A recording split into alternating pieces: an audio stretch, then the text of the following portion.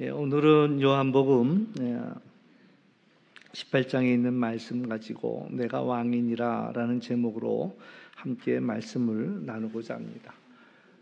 교회력 절기로는 이제 이번 주가 마지막 주가 됩니다. 이제 다음 주부터는 다시 강림절, 예수님의 오심을 기다리는 그런 절기가 시작이 되면서 예수님의 오심과 또 주현절, 그리고 예수님의 십자가에 죽으심, 부활, 그리고 성령 강림절. 그래서 이제 성령 강림절 이후로 오늘까지가 이제 성령 강림절 절기에 해당이 되고, 그러면서 이제 마지막 절기의 이름을 또 왕국절이라고 붙였습니다. 왕국이라는 것은 하나님 나라를 이제 마지막 우리의 신앙의 종착지 하나님 나라를 이야기하면서 교회력이 마치게 됩니다. 우리는 하나님의 형상대로 지음을 받았다라고 성경은 우리에게 말씀합니다. 바리새인들이 예수님 앞에 이제 시비하러 올 때에 우리가 가이사에게 세금을 바치는 것이 가합니까? 라는 질문을 던지지요. 그때 예수님께서 내게 동전을 보여달라. 누구의 형상이 있느냐? 가이사의 것은 가이사에게, 하나님의 것은 하나님에게 바치라 이야기하시지요. 그 이야기는 다시 말해서 너에게는 누구의 형상이 있느냐, 너는 누구의 것이냐라는 질문을 우리에게 하고 있는 것입니다.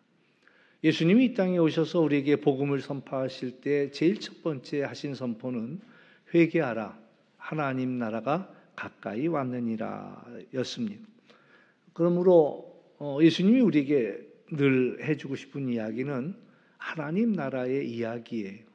어쩌면 우리가 이미 알고 있지만 잊어버린 그런 것을 다시 깨닫게 하기 위해서 하나님 나라 이야기를 때마다 기회 있을 때마다 예수님께서는 우리에게 말씀해 주셨습니다.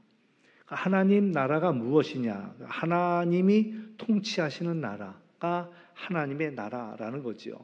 이 나라, 이 민족을 하나님이 통치하신다면 이 나라, 이 땅도 하나님의 나라이고, 내 가정, 내 일터가 하나님이 통치하신다면 거기도 하나님의 나라가 확장이 된 것이고, 내 안에 하나님의 나라, 내 생각대로, 내 마음대로, 내 고집대로 오늘도 정말 딱 오늘 드리고 싶은 말씀에 부합하는 찬양이 되었습니다마는, 이전엔 내 마음대로 행하던 나였지만 이제는 하나님이 나를 다스리고 통치하실 때에 우리는 하나님의 나라에 거한다라는 이야기지요.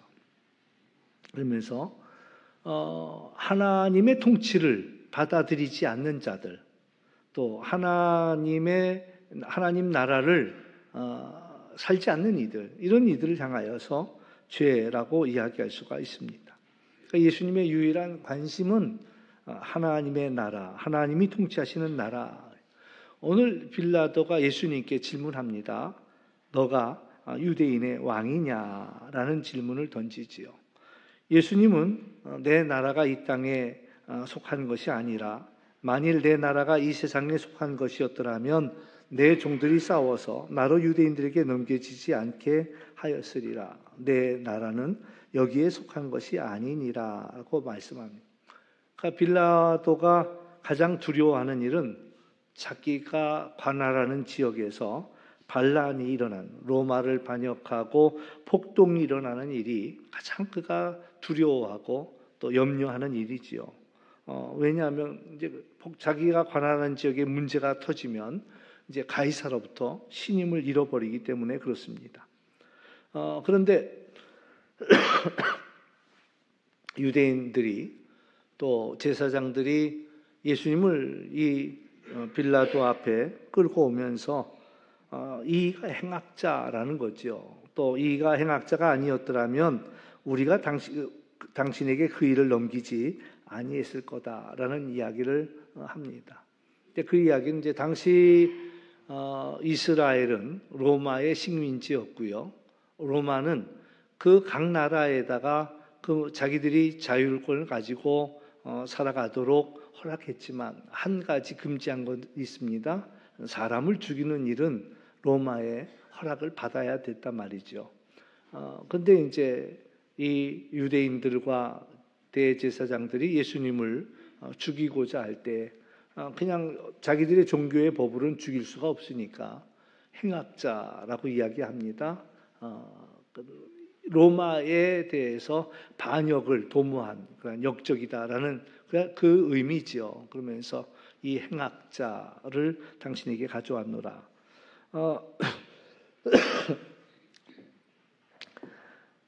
그러나 이제 예수님의 대답은 내 나라는 이 세상에 속한 것이 아니라 말씀하셨으니까 이제 빌라도가 긴장했던 그 마음, 놀란 마음을 내려놓을 수가 있었습니다. 근데 사실 새겨드려야 할 것은 내 나라가 있다라고 말씀하시는 거거든요. 또 내 나라는 그렇게 싸워서 얻어지는 나라는 아니라는 말씀을 또 역으로 하고 있습니다. 그래서 이제 다시 빌라도가 묻습니다. 그러면 내가 왕이 아니냐? 이 말도 내 나라 이야기 또 내 종들 이야기를 들으면서 그렇다면 네가 왕이라는 말이구나 라는 이야기를 하지요. 예수님이 내 말이 옳다 말이야. 내 말과 같이 내가 왕이다. 내가 이를 위하여 태어났고 이를 위하여 내가 세상에 왔다. 그러면서 진리에 대하여 증언하려 왔는데 무릇 진리에 속한 자는 내 음성을 듣는다라고 말씀하십니다. 예수님이 이 땅에 오신 이유를 분명히 밝히시지요. 내가 온 것은 진리를 증거하기 위해서, 하나님 나라를 이야기하기 위해서 왔다라고 말씀하고 있습니다. 그러니까 예수님, 내가 왕이다라는 이야기, 내가 이 세상에 온 목적, 또 그 모든 것은 진리에 대하여 증언하러 왔다. 그리고 진리에 속한 자라면 내 음성을 듣는다. 요한복음 14장 6절 말씀이 생각이 납니다. 예수님께서 말씀하시기를 내가 길이요 진리요 생명이다. 나로 말미암지 않고는 아버지께로 올 자가 없느니라. 예수님이 바로 하나님께로 가는 유일한 길이 되고 예수님 자체가 진리가 되시고 생명이시다라는 이야기지요. 그러면서 그것을 전하기 위해 우리에게 오셨다라는 이야기입니다. 예수님 믿는 사람이라면 한 번쯤은 꿈에라도 예수님의 얼굴을 한번 볼 수만 있다면 이런 것이 아마 간절한 소원 중에 하나일 겁니다. 그런데 이제 빌라도는 예수님을 만났어요. 예수님을 심지어 신문까지 했습니다. 그리고 예수님이 내가 왕이라는 말씀도 들었고 내가 진리를 전하기 위해 왔다라는 이야기도 들었습니다. 그러면서도 이 빌라도는 깨닫지 못했다라는 겁니다. 성경에서 가장 저주받은 사람은 누굴까요? 우리가 얼른 생각할 때는 가룟 유다가 될 거다라는 생각을 합니다. 왜냐하면 예수님을 배반했으니까요. 그런데 가만히 보면 가룟 유다보다 더한 저주를 받은 이가 바로 이 본디오 빌라도라고 이야기할 수가 있습니다. 왜냐하면 우리가 이제 매번 사도신경으로 신앙 고백합니다. 예수님에 대한 고백을 살펴보면 가룟 유다의 배반을 당하사 십자가에 못 박혀 죽으시고 이렇게 고백하지 않는단 말이에요.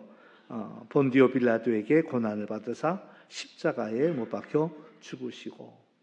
그러니까 사실 예수님을 십자가로 몰아간 이들은 유대인들이기도 하고 대제사장들이기도 하고 원래 빌라도의 마음속에는 예수님을 죽일 마음이 없었습니다. 예수님을 신문해 보더니 난 이에게서 죽일 죄를 찾지 못했다라는 얘기, 죄가 없다는 것을 알았습니다. 그래서 이제 이 빌라도는 어떻게 해서라도 예수님을 풀어주려고 했습니다. 그러니까 심지어는 유대 명절에는 그래도 죄인 한 사람을 풀어주는 게 있는데 예수님을 이제 풀어주자라고 이야기하지요. 또 마태복음에 보면은 빌라도의 아내가 저 사람은 옳은 사람이라 아무 상관도 하지 말라라는 이야기를 또 이야기하기도 합니다. 그러나 이제 유대인들은 아니라는 거예요. 차라리 바라바를 풀어주고 그리고 예수님을 십자가에 못 박으라는 거죠. 빌라도는 예수님에게서 죄를 찾지 못했지만 이 유대인들의 기세에 밀려서 본인도 원치 아니하는 그런 예수님을 사형으로 언도하고 말았습니다.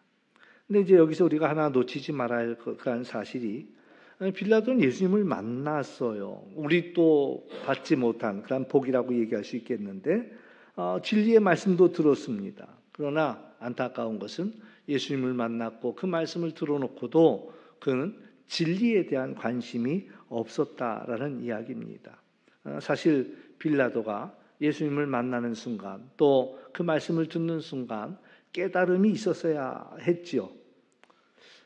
누가 왕이 되겠습니까? 과연 왕의 옷을 입은 자가 왕인가? 우리가 이제 왕자와 거지라는 동화를 잘 알고 있습니다.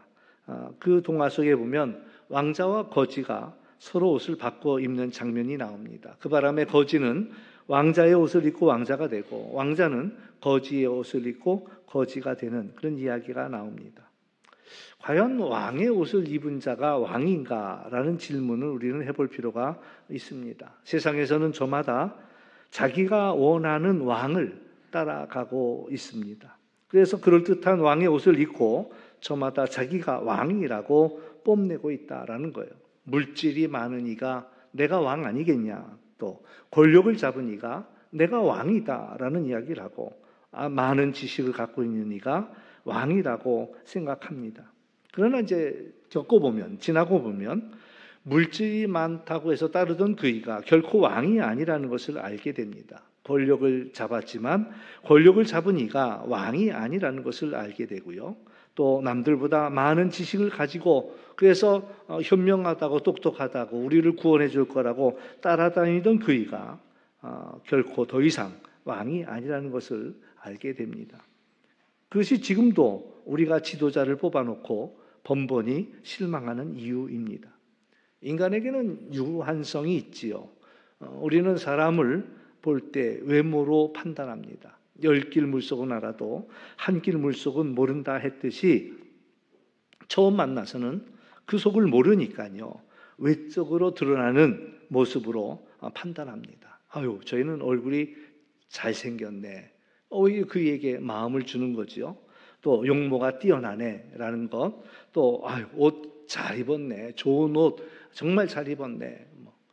저 사람 차를 타는 거 보니까 저 사람 보통 사람이 아니네. 저 사람 몇 평 집에 살고 있어. 그 평수를 보니까 대단한 사람이네. 우리는 그렇게 생각하는 거예요. 어떤 사람은 괜찮아 보인다고 그래서 그 사람과 어울리고 어떤 사람은 기대 이하라고 그래서 그 사람을 쳐다보지 않는 경우들도 있다라는 거지요. 그런데 시간이 지나면 이제 점점 그 일을 알게 되지요. 보이지 않던 그의 내면이 보이게 되고 그를 알게 됩니다. 보이게 되면 이제 그의 내면을 알면 알수록 그의 가치가 이제 드러나지요. 그의 진면목이 드러납니다. 그러므로 우리는 이 드러난 것들이 전부가 아닌 것을 알아야 한다라는 거예요. 외모로는 얼마든지 속일 수 있습니다. 그래서 우리는 그것을 분별하는 눈이 있어야 실수하지 않는다라는 거죠. 세상엔 얼마든지 꾸미는 이들이 있습니다. 그러나 그 꾸밈이 다 헛된 것이라는 것들을 우리가 알아차려야 한다라는 얘기입니다. 예수님께서 말씀하시는 것은 진리에 속한 자는 내 음성을 듣는다 이렇게 이야기했습니다. 그런 면에서 빌라도는 진리에 속하지 못했던 것 같습니다. 왜? 예수님이 진리에 대해서 말씀해 주셨고 하나님 나라에 대한 말씀을 해 주셨지만 그는 그의 귀에 담지를 못했어요. 관심은 다 이 땅, 이 세상에 대한 일에만 관심이 있었습니다. 그래서 예수님이 로마에 대한 반역을 꾀한 것이 아니라는 것만 확인하고 안도하고 말았습니다. 어리석게도 예수님을 두려워하지 않았고 오히려 그는 유대인들만을 두려워했어요. 죄가 없는 줄 알고 또 죽이고 싶은 마음이 없음에도 불구하고 유대인들의 요구대로 예수님을 십자가에 내주었다라는 얘기입니다. 또 어떤 면에서는 이 빌라도가 약간 짓궂다라는 생각이 듭니다. 왜냐하면 유대인들은 예수님을 가르쳐 얘기할 때 왕이라고 언급한 적이 없습니다. 행악자라고 했고 반역을 도모한 자라고 했거든요. 그러나 이 빌라도는 예수님을 처음 신문할 때부터 내가 유대인의 왕이냐라는 질문을 던지지요. 유대인과 대제사장이 너를 넘겼는데 무엇을 하였느냐라고 예수님을 계속 이야기할 때마다 유대인의 왕이라고 언급합니다. 나중에 이제 십자가에 예수님을 못 박을 때 그 위에다 명패도 만들었습니다. 그 명패에도 유대인의 왕이라고 한 거예요. 그러니까 유대인들이 그걸 원치 않았거든요. 저 명패 바꿔달라는 거죠. 그렇게 쓰려면은 자칭 유대의 왕이라고 써달라고 요청하는데도 빌라도는 아니다. 내가 쓸 것을 썼다라고 이야기하면서 예수님을 향하여 계속 유대인의 왕이라고 이야기하고 있다라는 얘기입니다. 유대인들이 누구입니까? 제사장이 누구입니까? 한마디로 예수님의 왕권을 인정하지 않으려고 했던 이들입니다. 그것을 인정하지 않으려고 예수님을 십자가로 몰아갔다라는 이야기지요. 여기서 우리는 어떤가 한번 생각해 볼 필요가 있습니다. 오늘 우리는 예수님을 나의 왕으로 고백하고 있는가? 왕이신 예수님을 왕으로 인정한다면 우리는 모든 일들을 예수님께 묻고 예수님의 말씀에 순종할 수 있어야 한다라는 얘기입니다. 만약 그렇지 않다면 예수님의 왕권을 인정하지 않으려고 했던 그 유대인들과 다를 것이 없다라는 그런 이야기지요. 우리의 고백은 예수님은 우리의 왕이십니다 라고 우리는 고백할 수 있어야 합니다. 그리고 우리를 다스려 달라라고 우리는 간구해야 합니다. 또한 우리는 우리가 살고 있는 이 나라가 이 땅에 속하지 아니하였음을, 우리가 원하는 그 하나님 나라가 이 땅에 속하지 아니하였음을 우리는 명심해야 합니다. 이 땅을 사는 동안 우리의 관심은 물질을 추구하는 것도 아니어야 되고 권세도 아니고 또한 명예도 아니고 오직 우리가 마음속에 늘 품고 있어야 할 것은 하나님의 나라가 이루어지기를 구하여야 한다라는 이야기입니다. 우리는 본향을 향하는 순례자입니다. 그래서 우리의 갈망은 하나님 나라가 되어야 한다. 예수님도 말씀하셨지만 우리도 이중 국적을 갖고 살고 있습니다. 우리의 두 발은 이 땅을 딛고 살고 있지만 우리는 매 순간 하나님 나라를 바라보면서 살아야 한다라는 얘기지요. 우리가 이 땅에서 수고하는 이유도 고생하는 이유도 때로는 어려움을 당하는 이유도 우리는 알아야 합니다. 왜? 우리가 세상에 속하지 아니하였기 때문에 미움도 받고 핍박도 받고 회방도 받는다. 왜? 우리의 본향은 하나님 나라이기 때문에 그랬다. 예수님도 그랬습니다. 예수님도 자기 땅에 오셨지만 세상은 예수님을 영접하지 않았습니다. 그러므로 우리가 이 땅을 사는 동안 때로 환영을 받지 못한다 할지라도 그것을 우리가 알아차리고 우리의 믿음을 지키는 일들이 필요하다라는 얘기입니다.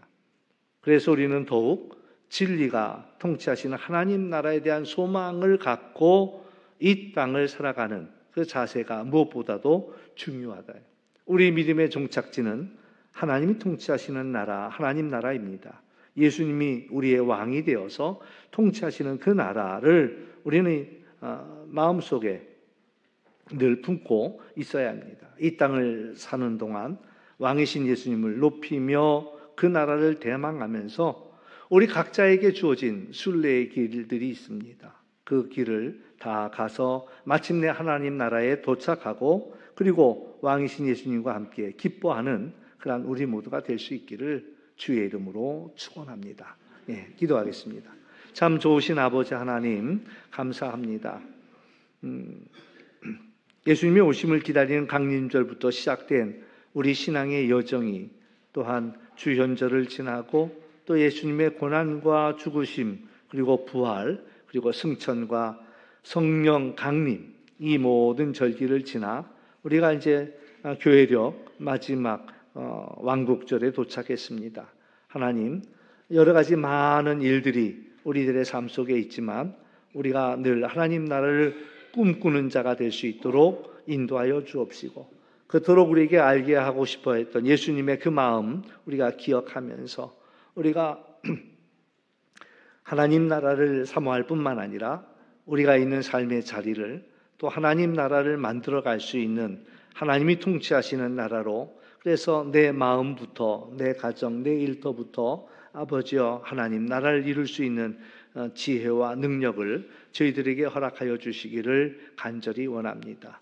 그래서 우리가 세상 헛된 신들을 쫓아다니는, 그리고 방황하고 실망하는 우리들의 모습이 아니라 진정 우리의 왕이신 하나님을, 또 예수님을 찬송하며 높이는 저희들 될 수 있도록 인도하여 주시고, 마침내 하나님 나라에서 누릴 그 영광을 우리가 늘 놓치지 않고 품고 살아가는 저희들 되게 하여 주옵소서.